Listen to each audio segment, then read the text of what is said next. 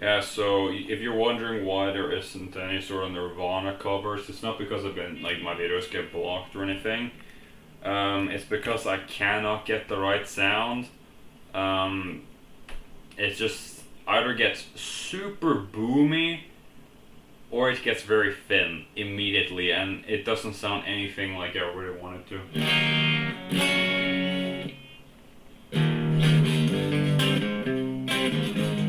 It sounds very, very boomy.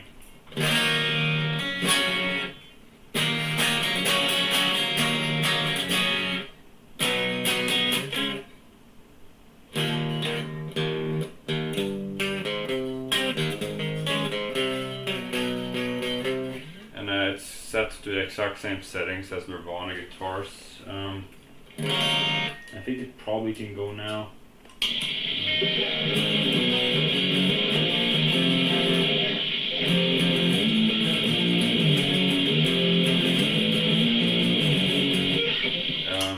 Okay, so the setup is with my Moore cabinet. I bought it back in like this, like I would say October 2025. It has actual like 1960A Marshall with Shelson V30s, very specific, but it's loaded with that. And I think I cut the bass a little bit, but I think I figured it out. I just needed to cut down the hundreds and the 200s because the EQ pedal is a very cheap behringer, and I know equalization is all the same. It's just a different price tag. But I'm going to try to think of an Ibanez because I'm really interested in Nirvana and all the tones. But after I got this preamp and went digital, it's just always the same problem with that. It sounds very thin or it sounds very boomy, and I just don't get satisfied. It just doesn't sound like I really want it to.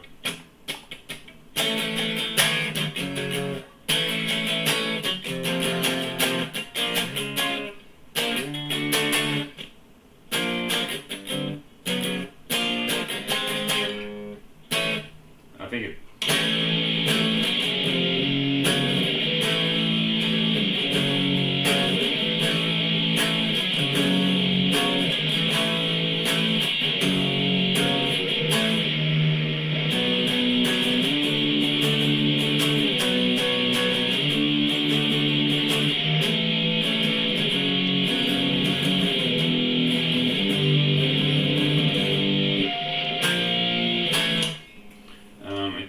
It sounds actually the same. It's the exact same settings as Nirvana guitar's sound amp. The preamp is set to the exact same thing. The only thing I'm noticing is that the EQ pedal is basically what matters in the entirety of music. It's the EQing. You know, if you gave like a 70s boomer who was famous in the 1980s an EQ pedal, I think you would give them a seizure because like boomers hate EQ pedals. They hate anything, and then they use a wah pedal that's half for tone reasons. Exactly. It's just a fixed EQ pedal. That's why people used half open walls. That was because it sounded cool in their ears. It needs to be that cracked. Like they said. And the floor chorus is exactly the same. The thing is like the EQ pedal is the most hardest to get. It's set into out of phase, and I'm sure Kurt used it. And the tailbeat, my guitar tech, he wrapped it the correct side to use the whammy and stuff. Because he said that was the best way to keep intonation and whatever. So.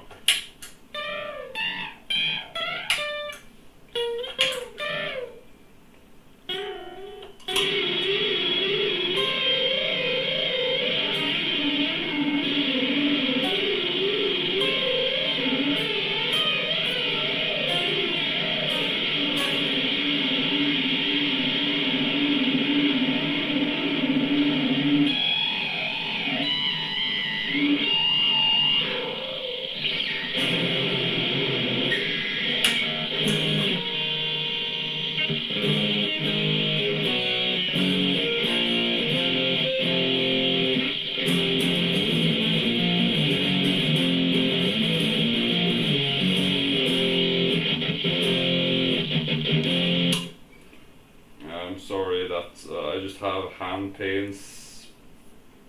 I played too much guitar, so I have fucking fucked up my arm for good. It's gone over 5-7 days now.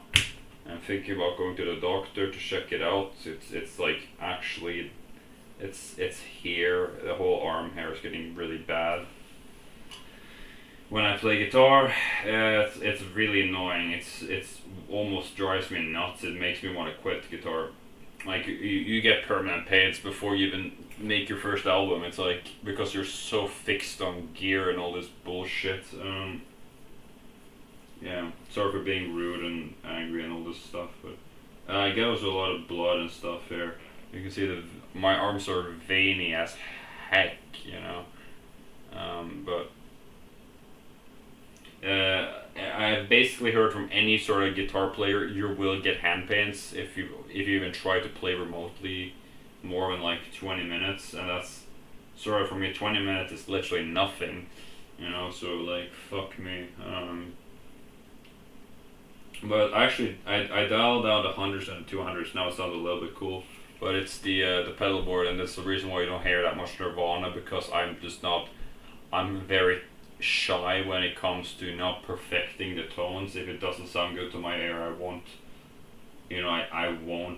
make it a thing, because Nirvana has to sound exactly like it, and that's the sort of difficulties.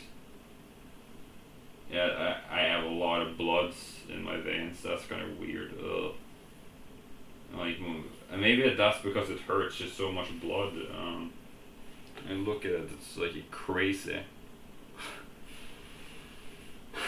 One cut and I'm going right to the hospital. Fucking, that's not even funny. Now it actually sounds pretty decent. I just cut down the hundreds, but the EQ is set down to like a boost, and the low EQ is cut, but it's like sort of like a stairwell type of way.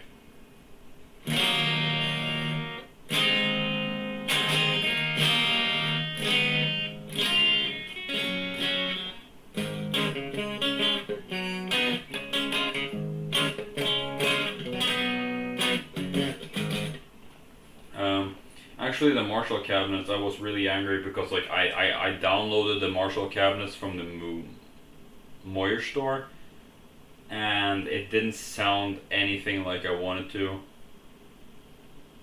at all. So I got really annoyed because it didn't sound like the real deal. It didn't sound like Nirvana. But you know, after dialing the EQ, it actually sounds pretty good. But the EQing is the problem here. It's very difficult to get the EQ correct. You know, that's the ultimate tone nerd, EQs and stuff, because EQs get dealt with the mixings and the producers. That's why most albums sound better, because the EQs are actually dialed in properly.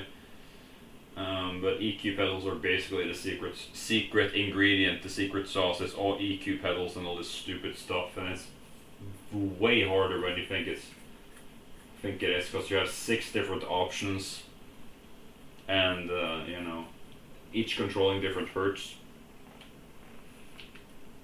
What I like about this is that it's, you know, it just gets silent. It just does what it's told. No annoying feedback.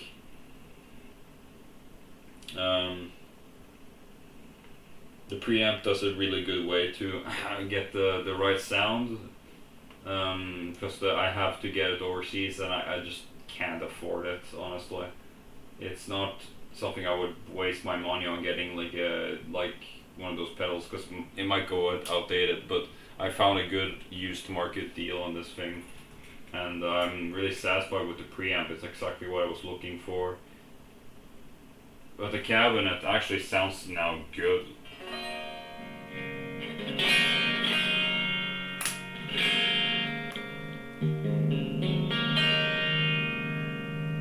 It sounds pretty decent now. I was complaining it beforehand, but I was cutting it. But the EQ, I can't get it right. That's why I just don't cover Nirvana anymore. And you know, when I'm doing Nirvana, I want to make sure that it sounded right. I didn't really care much about tone, but you know, it doesn't sound the same thing and people have been complaining that it sounds too sharp. So but now it sounds fine. But I won't be making any sort of noise. I think I can give it to you. So we're going 10 minutes already. That's crazy. Time flies when you don't have anything to do. Please give me a female bassist. Let me see. I'm joking. I'm only joking. Okay. Here's the soundboard.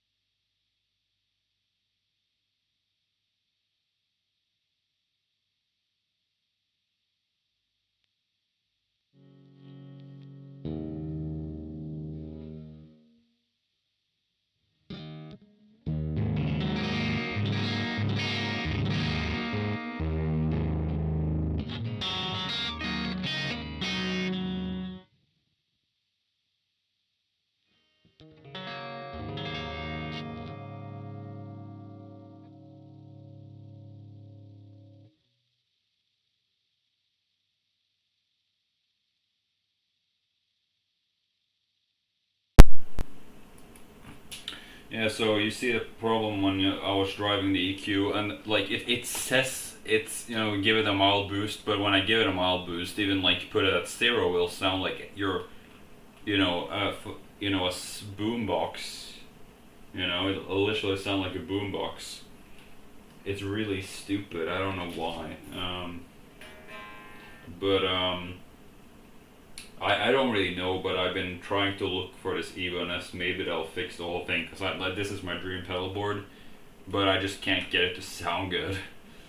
And I'm figuring out that the main assassin in the whole sort of sound mix is the EQ pedal. It won't make the sauce. It tastes like budget EQ, kinda.